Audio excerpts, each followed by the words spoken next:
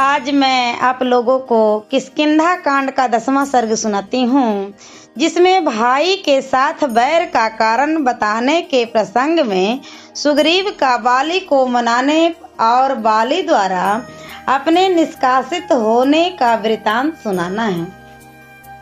सुग्रीव कहते हैं, तदंतर क्रोध से आविष्ट तथा विक्षुब्ध होकर आए हुए अपने बड़े भाई को उनके हित की कामना से मैं पुनः प्रसन्न करने की चेष्टा करने लगा। मैंने कहा, नाथ नंदन, सौभाग्य की बात है कि आप सकुशल लौट आए और वह शत्रु आपके हाथ से मारा गया। मैं आपके बिना अनाथ हो रहा था, अब एकमात्र आप ही मेरे नाथ हैं। यह बहुत सी तीलियों से युक्त तथा उदित हुए पूर्ण चंद्रमा के समान श्वेत छत्र में मैं आपके मस्तक पर लगाता और चम्मर डुलाता हूँ, आप इन्हें स्वीकार करें। वनराज, मैं बहुत दुखी होकर 1 वर्ष तक उस बील के दरवाजे पर खड़ा रहा।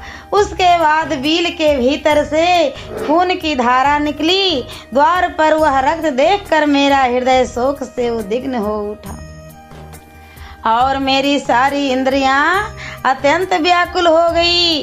तब उस बिल के द्वार को एक पर्वत शिखर से ढककर मैं उस स्थान से हट गया और पुनः किष्किंधापुरी में चला आया। यहाँ विषाद पूर्वक मुझे अकेला लौट देख पुरवासियों और मंत्रियों ने ही इस राज पर मेरा अभिषेक कर दिया। मैंने स्वेच्छा से इस राज को नहीं ग्रहण किया है, अतः अज्ञानवश होने वाले मेरे इस अपराध को आप क्षमा करें। आप ही यहाँ के सम्मानीय राजा हैं और मैं सदा आपका पूर्वत सेवक हूँ। आपके वियोग से ही राजा के पद पर मेरी यह नियुक्ति की गई। मंत्रियों, पूर्ववासियों तथा नगर सहित आपका यह सारा अकंटक राज्य मेरे पास धरोहर के रूप में रखा था। अब इसे मैं आपकी सेवा में लौटा रहा हूँ। सौम, शत्रुसूदन, आप मुझ पर क्रोध ना करें। राजन, मैं इसके लिए मस्तक झुकाकर प्रार्थना करता हूँ और हाथ जोड़ता हूँ। मंत्रियों तथा पूर्ववासियों ने मिलकर जबरदस्ती मुझे इस राज्य पर बिठाया है, वह भी इसलिए कि राजा से रहित राज देखकर कोई शत्रु इसे जीतने की इच्छा से आक्रमण न कर बैठे।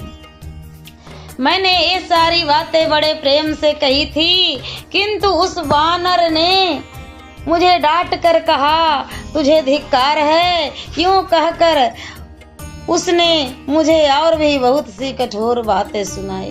तत्पश्चात उसने प्रजाजनों और समान मंत्रियों को बुलाया तथा सुहृदयों के बीच में मेरे प्रति अत्यंत निंदित वचन कहा। वह बोला, आप लोगों को मालूम होगा कि एक दिन रात में मेरे साथ युद्ध करने की इच्छा से मायावी नामक महान असुर यहाँ आया था।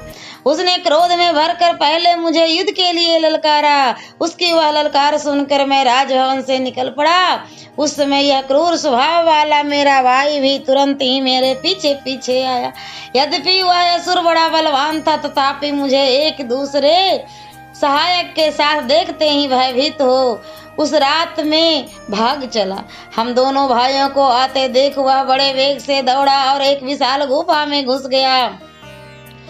उस अत्यंत भयंकर विशाल गुफा में उस असुर को घुसा हुआ जानकर मैंने अपने इस क्रूरदर्शी भाई से कहा कि सुग्रीव, इस शत्रु को मारे बिना मैं यहाँ से किष्किंधापुरी को लौट चलने में असमर्थ हूँ। अतः जब तक मैं इस असुर को मारकर लौटता हूँ, तब तक तुम इस गुफा के दरवाजे पर रहकर मेरी प्रतीक्षा करो। ऐसा कहकर और यह तो यहाँ खड़ा है ही, ऐसा विश्वास करके मैं इस अत्यंत दुर्गम गुफा के भीतर प्रविष्ट हुआ। भीतर जाकर मैं उस दानव की खोज करने लगा और इसी में मेरा वहाँ 1 वर्ष का समय व्यतीत हो गया। इसके बाद मैंने उस भयंकर शत्रु को देखा। इतने दिनों तक उसके न मिलने से मेरे मन में कोई क्लेश या उदासीनता नहीं हुई थी। मैंने उसे उसके समस्त बंधु बांधवों सहित तत्काल काल के गाल में डाल दिया। उसके मुख से और छाती से भी भूतल पर रक्त का ऐसा प्रवाह जारी हुआ जिससे वह सारी दुर्गम गुफा भर गई। इसी तरह उस पराक्रमी शत्रु का सुखपूर्वक वध करके जब मैं लौटा तब मुझे निकलने का कोई मार्ग ही नहीं दिखाई देता था, क्योंकि बिल का दरवाजा बंद कर दिया गया था। मैंने सुग्रीव सुग्रीव कहकर बारंबार पुकारा, किंतु कोई उत्तर नहीं मिला। इससे मुझे बड़ा दुख हुआ। मैंने बारंबार लात मारकर किसी तरह उस पत्थर को पीछे की ओर ढकेला। इसके बाद गुफा द्वार से निकलकर यहाँ की राह पकड़े मैं इस नगर में लौटा हूँ। यह सुग्रीव ऐसा क्रूर और निर्दयी है कि इसने भारत प्रेम को भुला दिया और सारा राज अपने हाथ में कर लेने के लिए मुझे उस गुफा के अंदर बंद कर दिया था। ऐसा कहकर वानर राज बाली ने निर्भयता पूर्वक मुझे घर से निकाल दिया। उस समय मेरे शरीर पर एक ही वस्त्र रह गया था।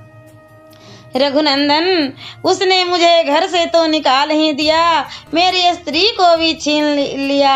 उसके भय से मैं वनों और समुद्रों सहित सारी पृथ्वी पर मारा मारा फिरता रहा।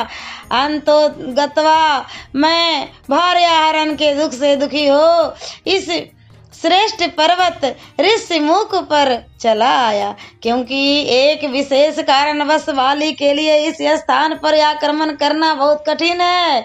रघुनाथ जी, यही वाली के साथ मेरे वैर पड़ने की विस्तृत कथा है। यह सब मैंने आपको सुना दी। देखिए, बिना अपराध के ही मुझे यह सब संकट भोगना पड़ता है।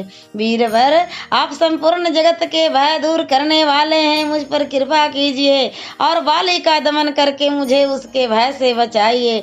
सुग्रीव के ऐसा कहने पर धर्म के ज्ञाता परम तेजस्वी श्री रामचंद्र जी ने उनसे हंसते हुए यह धर्मयुक्त वचन कहना आरंभ किया। मित्र, मेरे सूर्य के समान तेजस्वी तीखे बाण अमोघ हैं, जो दुराचारी वाली पर रोष पूर्वक पड़ेंगे। जब तक तुम्हारी भार्या का अपहरण करने वाले उस बानर को मैं अपने सामने नहीं देखता हूँ, तब तक सदाचार को कलंकित करने वाला वह पापात्मा वाली जीवन धारण कर ले। मैं अपने ही अनुमान से समझता हूँ कि तुम शोक के समुद्र में डूबे हुए हो। मैं तुम्हारा उद्धार करूँगा। तुम अपनी पत्नी तथा विशाल राज को भी अवश्य प्राप्त कर लोगे। श्री राम का यह वचन हर्ष और पुरुषार्थ को बढ़ाने वाला था। उसे सुनकर सुग्रीव को बड़ी प्रसन्नता हुई। फिर वे बहुत ही महत्वपूर्ण बातें कहने लगे। सियावरी रामचंद्र की जय। और मैं अगले वीडियो में किष्किंधा कांड का 11वां सर्ग सुनाऊंगी।